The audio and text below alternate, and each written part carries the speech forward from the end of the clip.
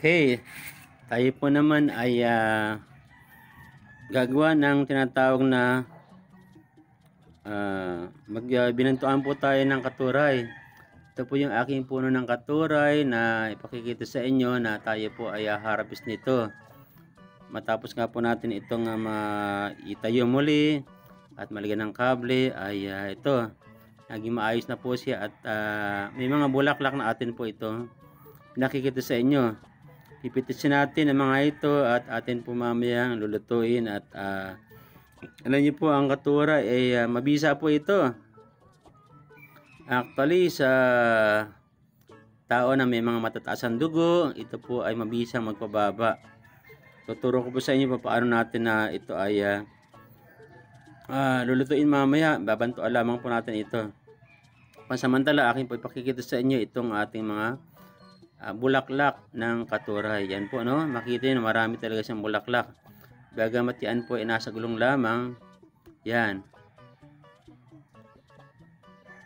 Kita nyo na marami na talaga itong mga ibinulaklak. Maraming beses na tayo umani dito at ngayon nga po tayo ay namimitas. At mamaya ipakikita ko sa inyo yung bilang yung dami ng ating mga napitas na bulaklak ng katuray. Masarap po ito. Ang special na recipe po nito ay yung talaga natawag na ensaladang katuray o bulaklak ng katuray. Pero tayo po, iba naman yung ating gagawin ngayon. Babantuan lamang natin yung ating mga ani na bulaklak at simpleng ulam po. Kumbaga, pang probinsyang buhay.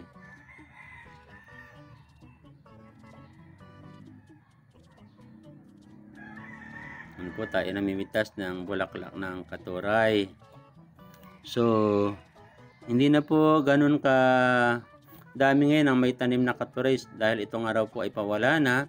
Pero tayo ay nakapagpatubo ng isang puno dito sa rooftop. Actually, marami tayo itinanim pero isa lamang po yung nakasurvive.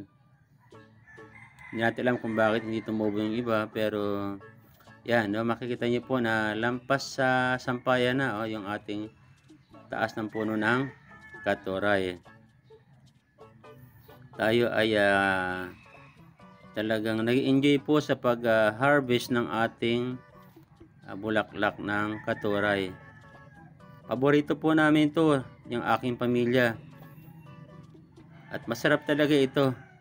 Masarap pag ginawa nating ensalada or kahit lamang isaw-saw lamang po yan sa suka na may bagong. Pero mamaya kakaiba po yung aking papakita sa inyo. Simpleng-simple lamang po yung paraan ng pagbabanto ng bulaklak ng katuray at pati na rin po yung kanyang sangkap.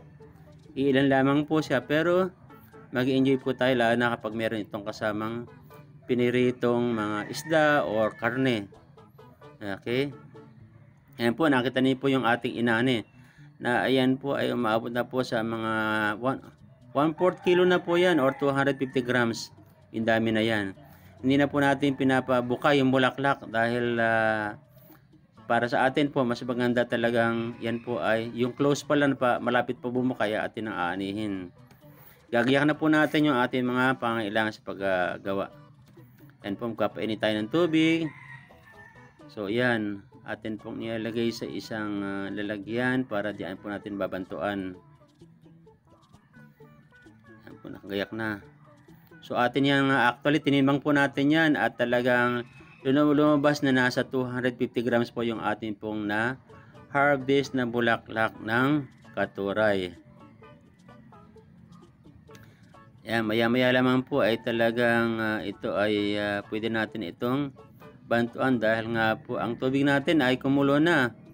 Ready na po yan na pwede po natin yang buhusan na ng tubig. Ang pagbabanto po ay pagbubuhos lamang po ng tubig yan sa lalagyan. Kinaayos lamang po natin ng konti at mamaya-maya ay atin na po itong babantuan. Hintay lang tayo ng konting segundo upang sisigaduhin lang natin na talagang ito po ay masusok. Kailangan po masok ito sa tubig na mainit. Yan po, atin ang binuhos yung tubig na mainit. Makikita niyo po, umuusok yung ating tubig na mainit. At simple lamang po, halo-haluin natin, lulubog natin. We'll see to it po na nakalubog talaga ang mga bulaklak sa mainit na tubig. At kung yan po ay mabantuan na, kailangan po ito hindi natin lulusakin. Okay, hindi kailangan masyadong balambot ng balambot. Kailangan po mga half cook lamang po para ang bulaklak ng katuray ay kung atin pong maluto na ay manamis na siya. At talagang masasabi natin na masarap. So ayan, atin po yung sinisigurado na okay na. I-drain naman po natin, no? I-drain natin ang tubig, ihiwalay natin ang bulaklak ng katuray sa mainit na tubig. Once po na iyan na ma-drain na natin, siyempre ililipat natin na lalagyan niya na atin na pong titimplahan. Kung ano may pampalasa na gusto natin. Pero sa amin po, simple lamang po ang ating ilalagay ngayon. Hindi na katulad dati na atin pang ginamitan ng tinapa, bagoong, suka, sibuyas, kamatis. Ito po, simple lang. Dahil sa ang buhay po natin ngayon, napakamahal po ng sibuyas at kamatis. Hindi na tayo bumili ng kamatis at tinapa. Kung hindi, ang ginawa lang po natin ay, ayan, makikita ko sa inyo na atin ililipat itong ating binantuan na bulaklak ng katuray. So, atin po, nilipat natin sa isang lalagyan. At yan natin yan, lalagyan ng tinimplahan na suka, bagoong, sili hanggat maaari kung gusto natin, at pati na rin po yung seasoning kung gusto natin. Yan, hiwalay natin siya, and then yan, makikita nyo, no? Pwede nyo rin pong mabasa sa ibaba yung nakasulat yan para atin pong malaman kung ano mga dapat na igayak. Tulad po nung nakikita ninyo yung ang atin pong bagong na alamang ating ginamit, dahil nilagyan po natin ng suka.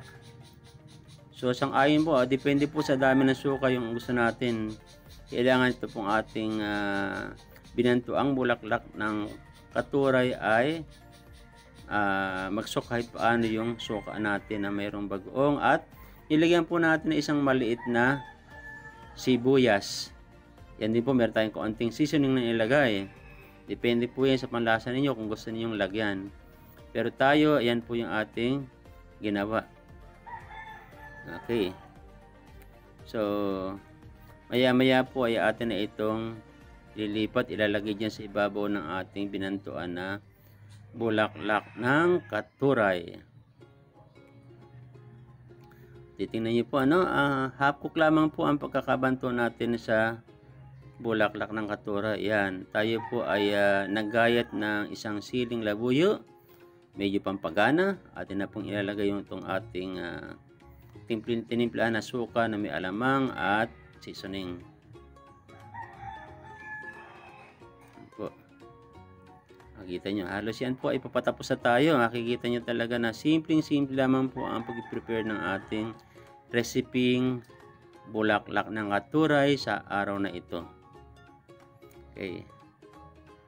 Tayo po ay muli nagkapasalamat dahil tayo po ay nakapitas muli ng ating katuray, bulaklak ng katuray. Okay. So ayan na po ang ating finished product ng katuray.